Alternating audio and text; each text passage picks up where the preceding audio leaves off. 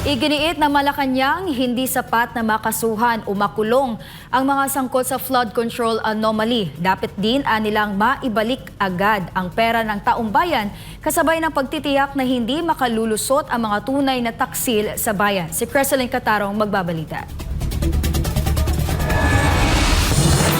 Kahit sino pa kayo, basta sangkot kayo, mananagot kayo. Yan ang nais ng Pangulo. Ito ang paunang binanggit ni Palace Press Officer at Presidential Communications Undersecretary Claire Castro sa ginanap na press briefing sa Malacanang nitong Miyerkules. Giit ni Castro, sa utos ni Pangulong Ferdinand Marcos Jr. na mabilis ang pag-aksyon upang labanan ang pag-abuso sa pondo ng bayan, ay agad naman daw tumugon ang DOJ, NBI, DPWH at mga ahensya ng gobyerno.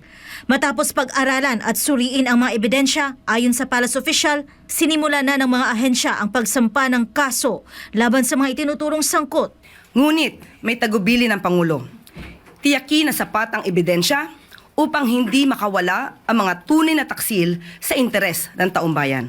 Kasabay nito, binigyang diin ng Pangulo na hindi sapat ang kaso at kulong para sa mga sangkot. Ibalik ang pera ng taong bayan. Hindi sapat na masampahan lang ng kaso ang mga sangkot sa maanumalyang flood control projects. Hindi rin sapat na makulong ang mga ito.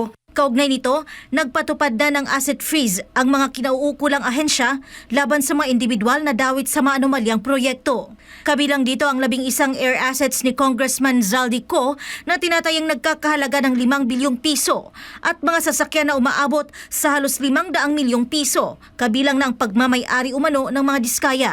Mayroon namang nakita ang LTO sa mga sasakyan na nakapangalan sa mga nasabing individual na dawit sa flood control issue. Nagkakahalaga ang mga ito ng 474 million pesos o halos 500 milyon. Kabilang na dito ang mga sasakyan na pag-aari ng mga diskaya. Para sa Diyos at sa Pilipinas kong mahal, ito si Creseline Catarong, SMNA News.